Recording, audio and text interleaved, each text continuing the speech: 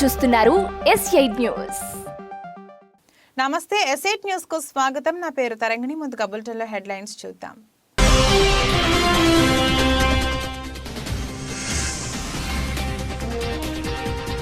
Central నైజీరియాలో కాల్పులు, 160 మంది మృతి.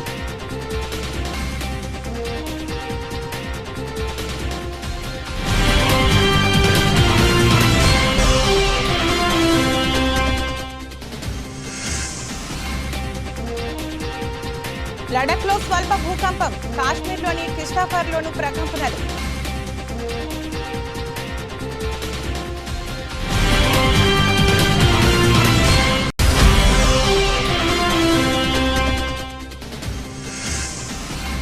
దేశంలో ఒక్కరోజే 628 కొత్త కేసులు, 4054కు చేరిన మొత్తం యాక్టివ్ కేసులు.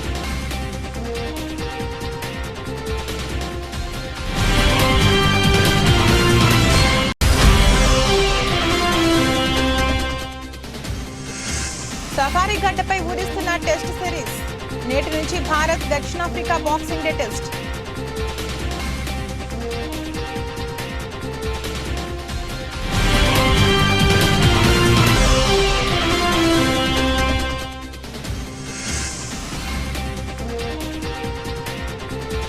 బిజినెస్ రివ్యూ 2023 ఇన్వెస్టర్లకు భారీ లాభాలను పంచిన చిన్న షేర్లు.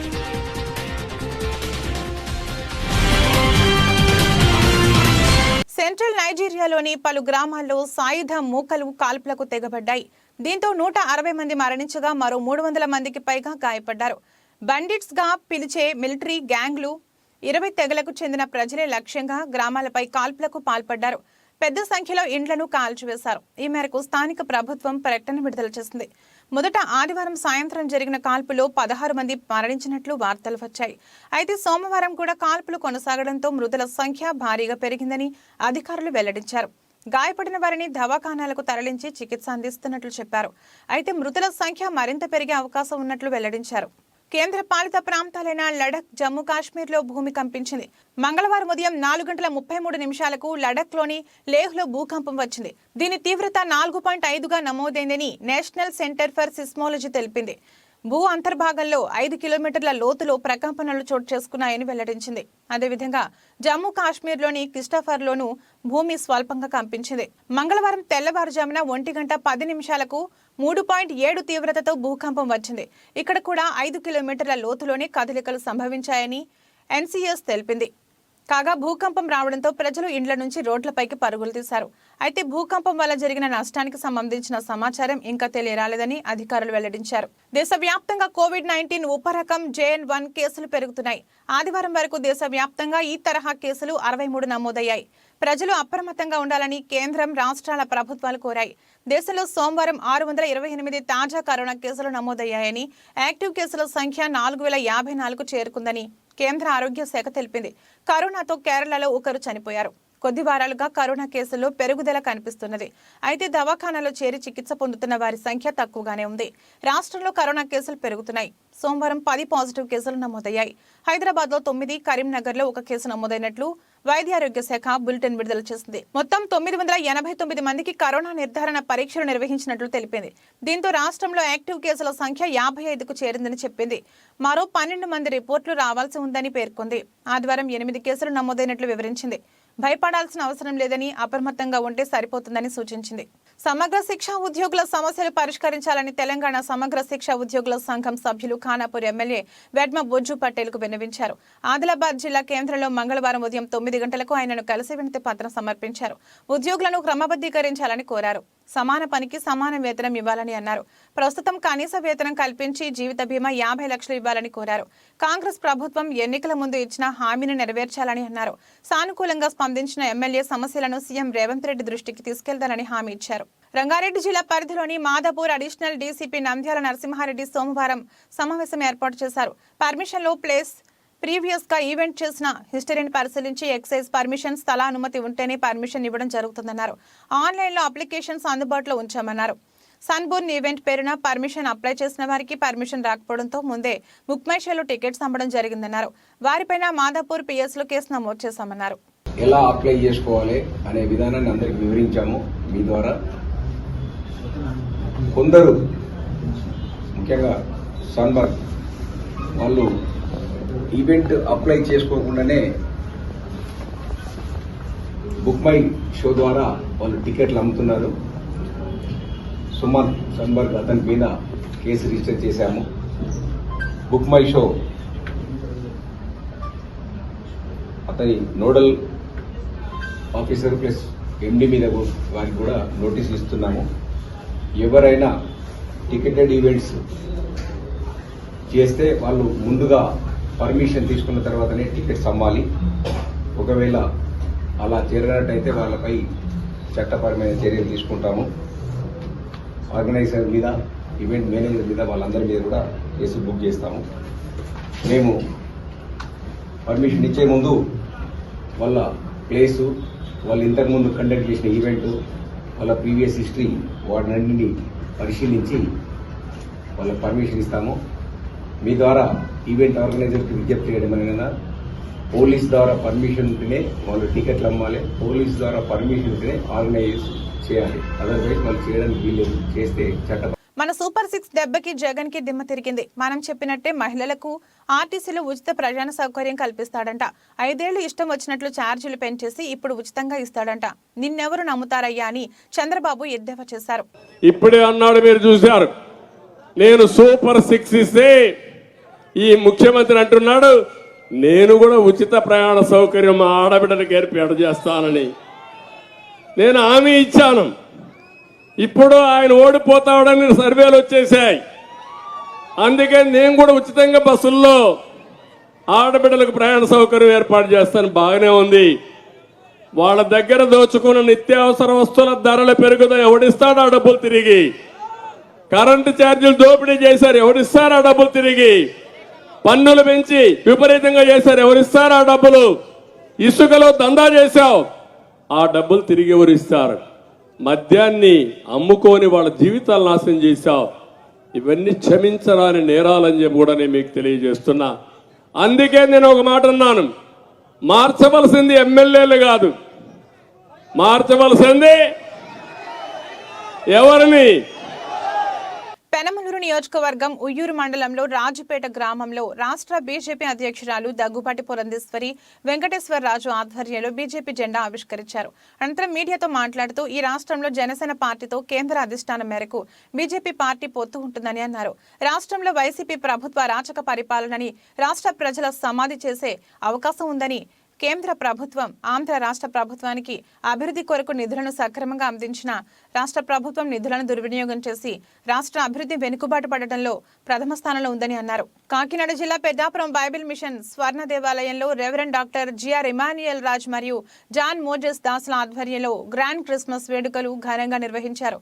ఈ వేడుకకు ముఖ్య అతిథిగా ఆంధ్రప్రదేశ్ రాష్ట్ర తెలుగుదేశం పార్టీ మాజీ హోంమంత్రి మరియు పెద్దాపురం శాసనసభ్యులు నిమ్మకాయల చినరాజప్ప విచ్చేశారు. Merry Christmas, very happy Christmas. క్రీస్తు నేడు పుట్టెను, హల్లెలూయా.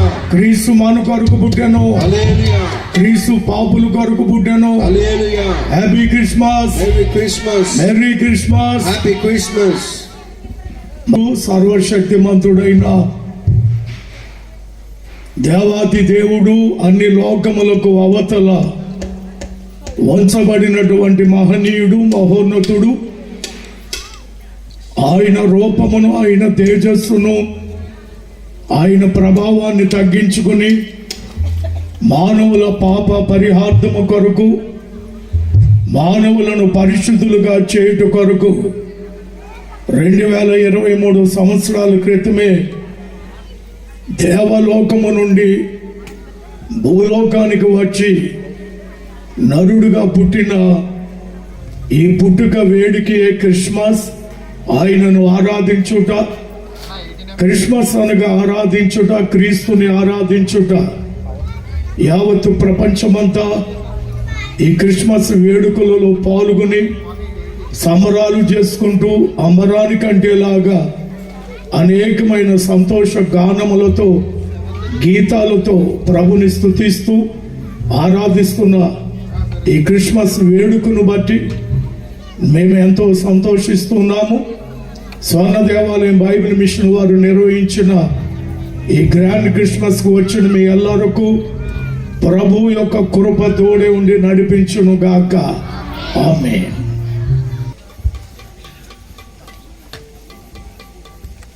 గానముపై దివ్య స్థలములో దేవమారు గానము ముదేవ స్థలములో దేవలోక పావనులను దీన నరులను ద్రోవా చూడ దివి క్రిస్మస్ ద్రోవా చూడ దివి క్రిస్మస్ అంబకించినట్టి వయసులో ఈ దినముగ సఫలమాయ ఈ దినంగున కాకినాడ రూరల్ మండలం చీడిగ గ్రామం జనసేన గ్రామ కమిటీ అధ్యక్షులు మహేష్ ఆధ్వర్యంలో నిర్వహించిన కార్యక్రమంలో జనసేన పిఎస్సి సభ్యులు రూరల్ ఇన్ఛార్జ్ పంతం నానాజీ పాల్గొన్నారు. చీడిగ మెయిన్ రోడ్ అంబేద్కర్ విగ్రహం వద్ద పునఃనిర్మాణం చేసుకుంటున్న గణపతి ఆలయం నిర్మాణ పనులను నానాజీ పరిశీలించారు. ఆలయ నిర్మాణానికి జనసేన నాయకులు పోనగంటి మహేష్ కుమార్ 50,000, నగుబత్తుల రాంబాబు 75,000, మేక వీరబాబు 10,000, తలాటం సాయిబాబు 10,000 ఇచ్చిన విరాళాల్ని నానాజీ చేతుల మీదుగా ఆలయ కమిటీ సభ్యులకు అందజేశారు. ఈ రాష్ట్రంలో 83లో ఎన్టీ రామారావు అప్పటి నుంచి ఇప్పటి దాకా కూడా చూసుకుంటూ వస్తే అంత ప్రపంచమైనటువంటి మీటింగు, అంత పెద్ద మీటింగు, అంత ఉత్సాహమైన మీటింగు, అన్ని గంటలు 8 గంటలు 9 గంటల పాటు ఆ ప్రజలు వెయిట్ చేయడం అన్నది ఎప్పుడు కూడా అది ఒక మార్పుకు సంకేతం.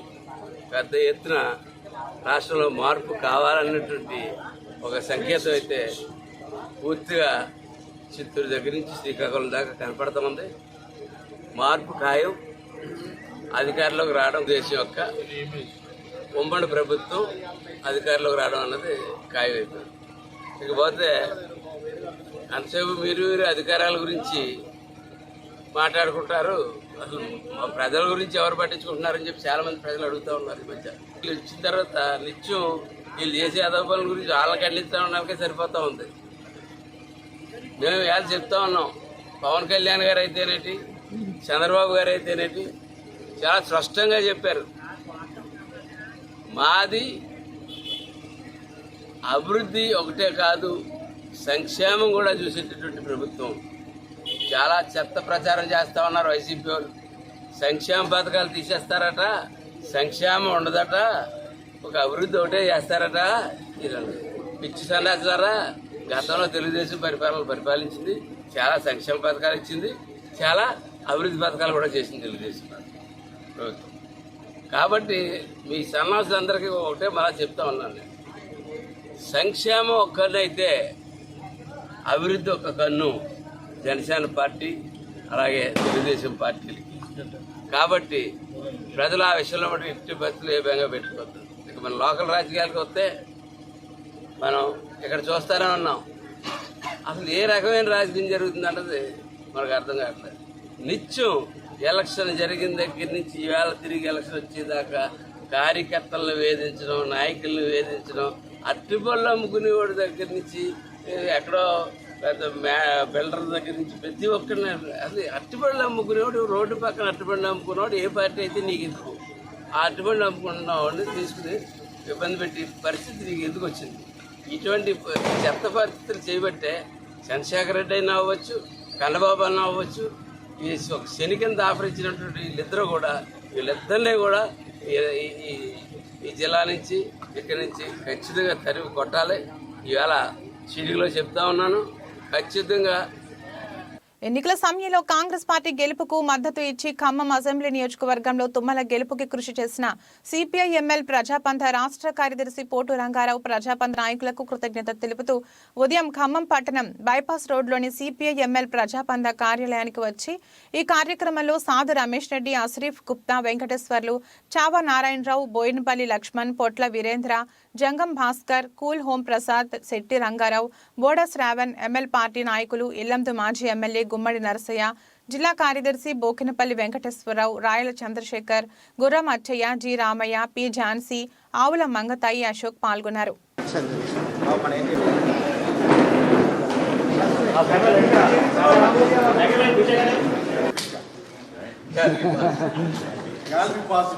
సార్ మీకు గ్యాలరీ పాస్ ఇప్పించారా సార్? గ్యాలరీకి పోవడానికి నా దగ్గర నుంచి వాళ్ళు తీసుకుని గ్యాలరీకి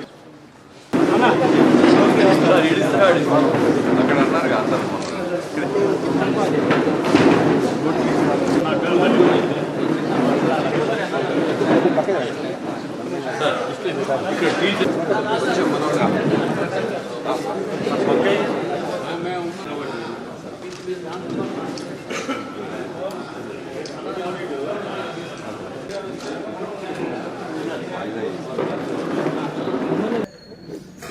కష్టపడుతున్నారో పోరాటం చేస్తున్నారో ఆ సమస్యల పరిష్కారం కోసం వాళ్ళ జీవితాలు మెరుగుపడటం కోసం వాళ్ళు కూడా కొండల్లో కోణంలో ఉంటున్నటువంటి ముఖ్యంగా గిరిజనులు అదేవిధంగా ఆ ప్రాంత మౌలిక వసతులు కల్పన కోసం పెద్ద ఎత్తున నాకు ఆ భగవంతుడు ఇచ్చిన శక్తి మేరకి ఆ రోజుల్లో బాటన్న అరుణక్క ముత్తయ్య కృష్ణ ప్రజాప్రతినిధి యొక్క సహకారంతో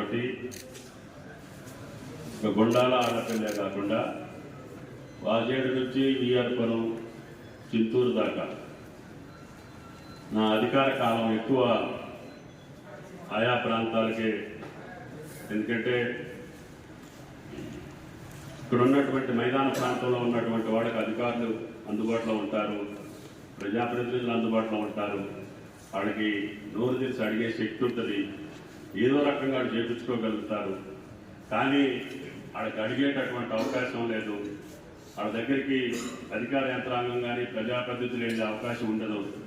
కాబట్టి ఎక్కువ నేను అధికారులు నా ప్రాంతానికే తీసుకెళ్ళి వాళ్ళ కష్టాలు చూపించి వాళ్ళకి ఆ కష్టాలు తొలగేదానికి మౌలికంగా ఏం చేస్తే ఆ ప్రాంతాలకు అవకాశం ఉంటుందో విద్యా వైద్య సౌకర్యాలతో పాటు వాళ్ళ వ్యవసాయానికి నిమ్మవారు కానీ ఇంకోటి ఉండదా కాదు చెరువులు భీమునిపాలెం వాటి పాపం గిరిజనులు నా దగ్గరికి నడుచుకుంటూ వచ్చే రోజులుండే.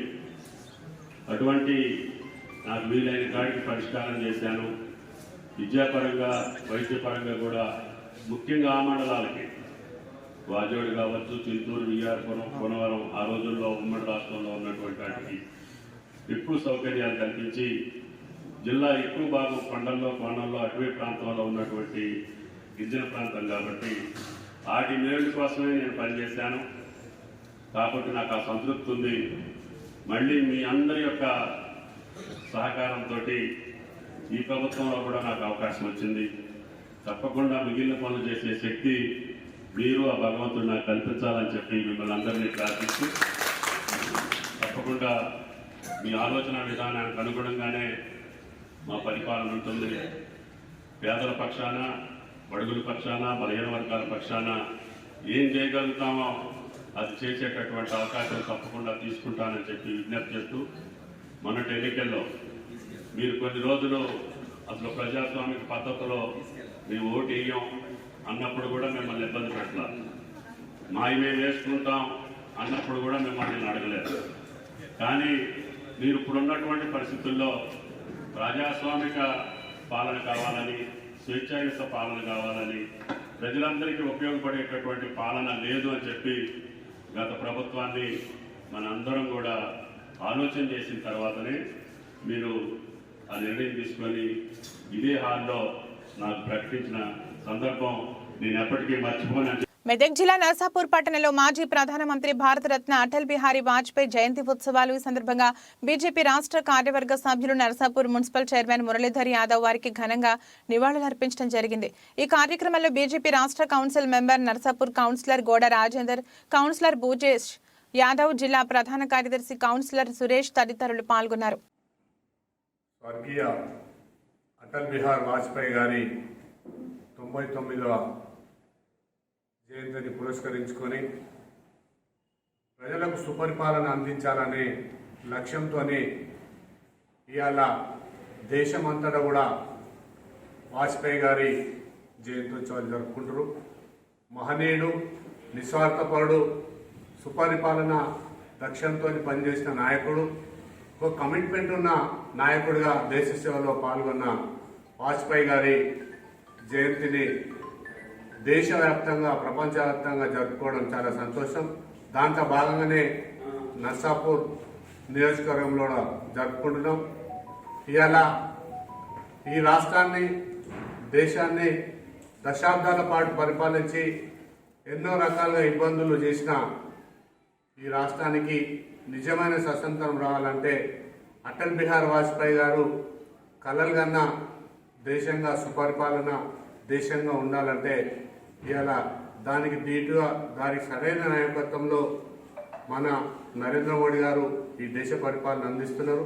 అలాగే రాష్ట్రాలలో కూడా ఈ పరిపాలనకు శ్రీకారం దిద్దాలని అన్ని రకాలుగా దేశం రాష్ట్రం సుభిక్షంగా ఉండాలి, సుపరిపాలన ఉండాలని చెప్పి ఏ లక్ష్యమైతే కలలు కన్నాడో అటల్ బిహారీ వాజ్పేయి గారు ఆ కలలకు నిదర్శనంగానే ఈరోజు భారతీయ జనతా పార్టీ కార్యకర్తల నాయకులు పనిచేస్తారు. దాంట్లో భాగంగానే ఇవాళ చాలా సంతోషం. స్వర్గీయ అటల్ బిహారీ గారి 99వ జయంతిని పురస్కరించుకొని ఘనంగా జరుపుకుంటున్నాం. కాబట్టి వాజ్పేయి గారు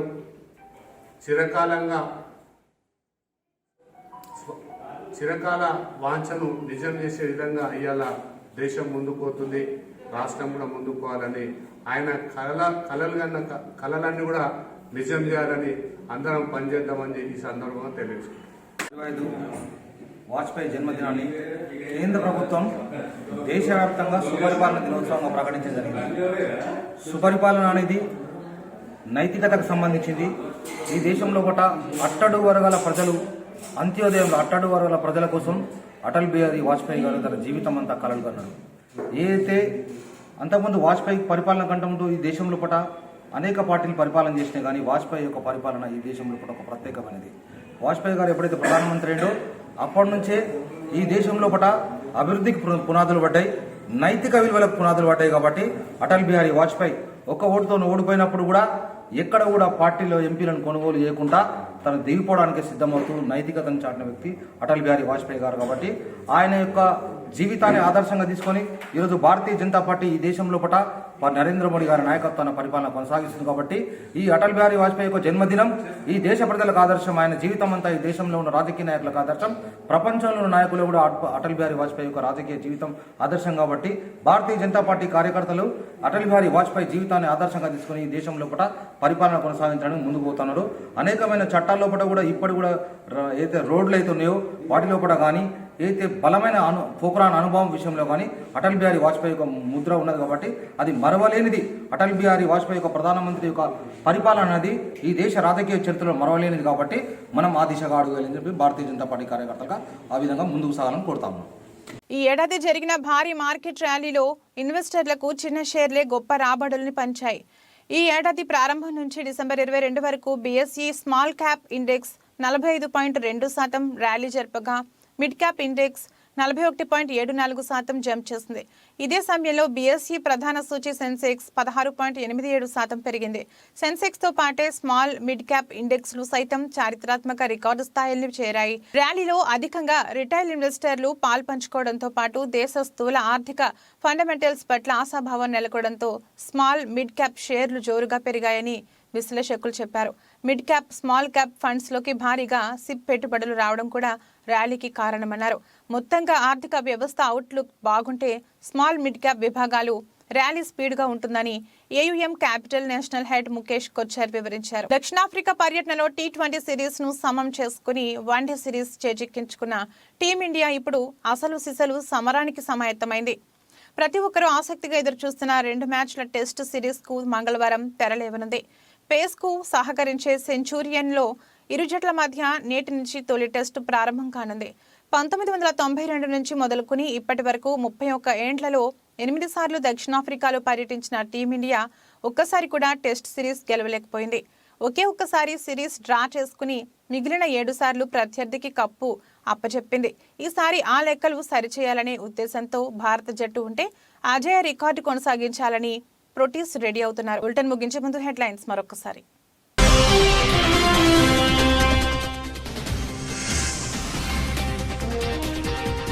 సెంట్రల్ నైజీరియాలో కాల్పులు, 160 మంది మృతి.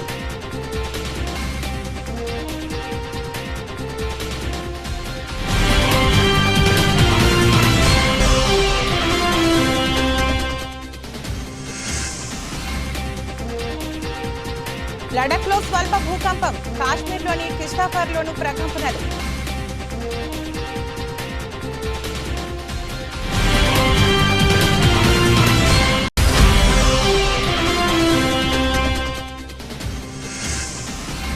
దేశంలో ఒక్కరోజే 628 కొత్త కేసులు, 4054కు చేరిన మొత్తం యాక్టివ్ కేసులు.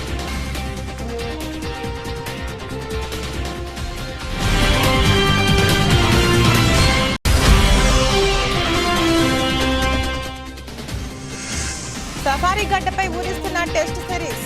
నేటి నుంచి భారత్ దక్షిణాఫ్రికా బాక్సింగ్ డే టెస్ట్.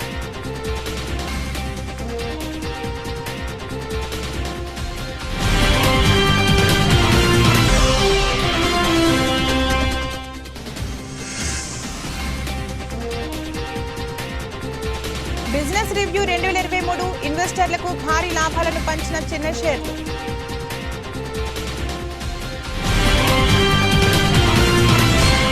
ఇదే రోజు బులెటిన్. మరో బులెటిన్లో మళ్ళీ కలుద్దాం. అంతవరకు సెలవు. నమస్కారం.